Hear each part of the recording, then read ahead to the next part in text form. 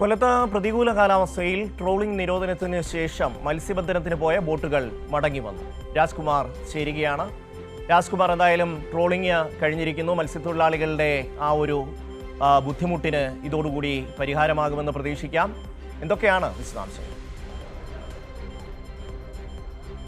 52 ദിവസത്തെ ട്രോളിംഗ് നിരോധനത്തിന് ശേഷമാണ് മത്സ്യബന്ധനത്തിന് ബോട്ടുകൾ പോയത്. കൊല്ലം ജില്ലയിൽ നിന്ന് മാത്രം ഏതാണ്ട് 1000-ഓളം യാനങ്ങൾ ആഴക്കടൽ മത്സ്യബന്ധനത്തിന് പോയിട്ടുണ്ട്. പക്ഷേ അതിൽ കുറച്ച് ബോട്ടുകൾ മാത്രമേ മടങ്ങി വന്നിട്ടുള്ളൂ.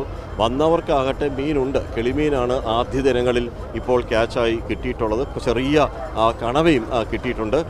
എന്നാൽ കാര്യമായ ക്യാച്ചുണ്ടോ എന്ന് ചോദിച്ചാൽ കരിക്കാടി പ്രതീക്ഷയിൽ പോയ ബോട്ടുകൾക്ക് കരിക്കാടി ലഭിച്ചില്ല. കിളിമീനും മറ്റുള്ള ചെറു മത്സ്യങ്ങളും മാത്രമാണ് ലഭ്യമായിട്ടുള്ളത്.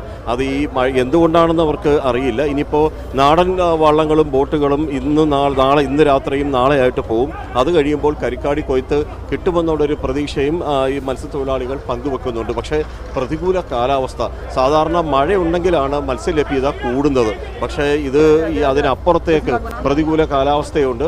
ശക്തമായ കാറ്റും മഴയും. അത് കാരണം മത്സ്യബന്ധനത്തിന് പോകരുത് എന്ന് ഒരു ഭാഗത്ത് മത്സ്യത്തിന് അങ്ങനെ കൊല്ലം ജില്ലയിലാണ് ഏറ്റവും കൂടുതൽ ഇപ്പം മത്സ്യ ലഭ്യത ഉണ്ട് എന്നുള്ളൊരു പ്രത്യേകത. എങ്ങനെയുണ്ട് ഇപ്പോൾ ഈ പോയിട്ട് നിങ്ങൾ ആദ്യ ദിനത്തിൽ ഇത് പോയി മടങ്ങി വന്നപ്പോൾ പ്രതീക്ഷയുണ്ടോ? എല്ലാ പ്രതീക്ഷകളോടുകൂടിയാണല്ലോ എല്ലാ ട്രോളിംഗ് നിരോധനവും അവസാനിച്ച് തുടങ്ങുമ്പോൾ. ഇപ്പോൾ ഈ പ്രാവശ്യം 52 ദിവസത്തെ ട്രോളിംഗ് നിരോധനം അവസാനിക്കുമ്പോൾ കാലാവസ്ഥാ വ്യതിയാനത്തിൻ്റെ ഭാഗമായി ബോട്ടുകൾക്കെല്ലാം പോകാൻ കഴിഞ്ഞില്ല എന്നുള്ളൊരു വിഷമം എല്ലാവരുടെയും മനസ്സിലുണ്ട്. പക്ഷെ അത് വിഷമിച്ചിട്ട് കാര്യമില്ലല്ലോ. പ്രകൃതി ക്ഷോഭിച്ചാൽ കടലിൽ പോകാൻ കഴിയില്ലല്ലോ.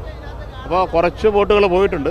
ആ പോയിട്ട് വന്നതെല്ലാം ഒരു 20 മീറ്ററിന് മുകളിൽ വലിപ്പമുള്ള ബോട്ടുകളാണ്. അവയെല്ലാം പോകുന്നത് കിളിമീൻ ആണ് പ്രധാനമായും അതിൽ വരുന്നത്. കരിക്കാടിയും കഴന്തനുമാണ് സീസണിൻ്റെ ഹൈലൈറ്റ്.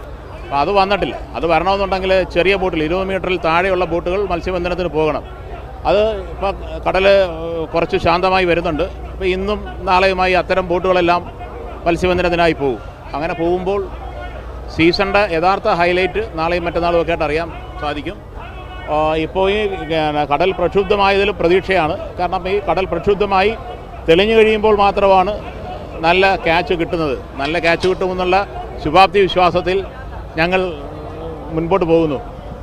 ഷമി, ഒരു ഭാഗത്ത് ഇപ്പോഴത്തെ യുദ്ധത്തിൻ്റെ പശ്ചാത്തലത്തിൽ ഡീസലിൻ്റെയും മറ്റും വില കയറ്റം അത് ഇവരെ വല്ലാതെ ബോട്ടുടമകളെ ബാധിച്ചിട്ടുണ്ട്.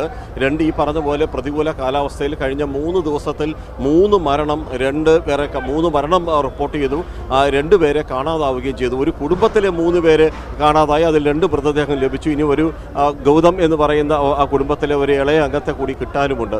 അപ്പോൾ ഈ ഒരു പ്രതിസന്ധിക്ക് നടുവിൽ നിന്നുകൊണ്ടാണ് അവർ മത്സ്യബന്ധനത്തിന് പോകുന്നത്. അപ്പോൾ ഈ കാലാവസ്ഥാ വ്യതിയാനം അവരെ കാര്യമായി ബാധിക്കുന്നുമുണ്ട്.